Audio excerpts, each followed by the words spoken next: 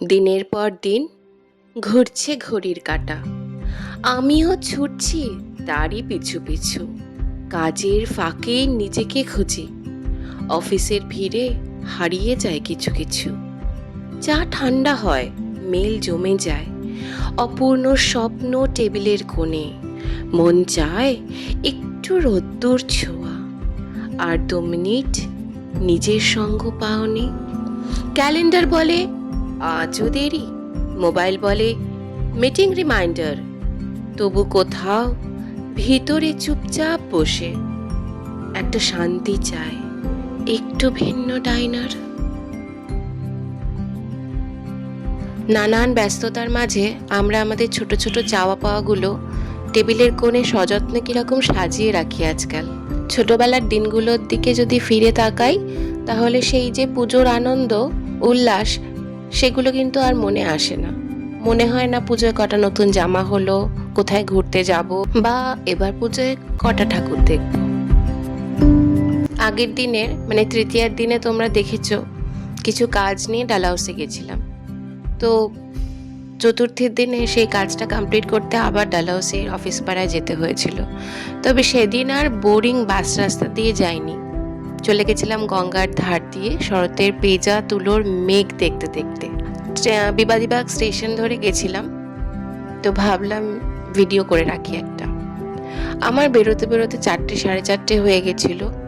সেভাবে তো কিছু খাওয়া হয়নি, তাই অফিস থেকে বেরিয়ে ঠিক উল্টো দিকে একটা স্যান্ডউইচের দোকান পেয়েছিলাম। মোটামুটি এই একটা র্যাপারের মতন তৈরি করে দাদাকে বলেছিলাম দিয়ে দাও, ওটা খেতে খেতেই এবার ছুটতে হবে, ফিরতে হবে অফিসে। তাই দাদা একটু অবাক হচ্ছিল, কারণ দাদা তো ভালো করে প্যাকেট বক্সের মধ্যে প্যাক করে দেওয়ার কথা ভাবছিলেন। কিন্তু আমি বললাম না না, ওটা টিস্যু পেপার দিয়ে র্যাপ করে দাও, আমাকে এখন রীতিমতো ছুটতে হবে।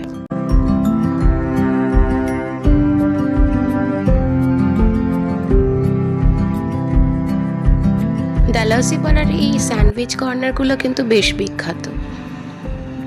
যখন মেট্রো স্টেশনের দিকে যাচ্ছিলাম তখন পাশে একটা চার্চ পড়েছিল, আগে খেয়াল করিনি, তাহলে সামনে থেকে একটা ভিডিও করে রাখতাম। চার্চটার নামটা না এই মুহূর্তে আমার এক্স্যাক্টলি মনে পড়ছে না। তোমরা যদি কেউ লোকেট করতে পারছো তাহলে কমেন্ট করে জানিও এটা কোন চার্চ। গিয়েই মেট্রো পেয়ে গেছিলাম, বেশিক্ষণ অপেক্ষা করতে হয়নি। মেট্রোতে চড়ে সোজা সেক্টর 5, ওখান থেকে ইকো স্পেস, নিউ টাউন। চলতি পথে অনেককেই দেখলাম সুন্দর করে সেজে গুজে ঠাকুর দেখতে বেরিয়েছে। তখন ভাবছিলাম যে এই কলেজে পড়তাম যখন, বা স্কুলে আমি সেভাবে একা একা বেরোতাম না, তবে কলেজের টাইমে বা কলেজের পরে বন্ধুদের সঙ্গে প্ল্যান করা, ঘুরতে যাওয়া, ঠাকুর দেখা, এগুলো বোধহয় আর হবে না, এগুলো আর হয়ে ওঠে না। সন্ধ্যাবেলা সবাই যখন বাড়ি ফিরছে, আমি তখন অফিস ঢুকছি। আর এভাবেই কেটেছিল আমার এই বছরের চতুর্থী। ব্যস্ততার মাঝেও খুঁজে নিয়েছিলাম একটু অক্সিজেন। আশা করি তোমাদের পুজো খুব ভালো কেটেছে।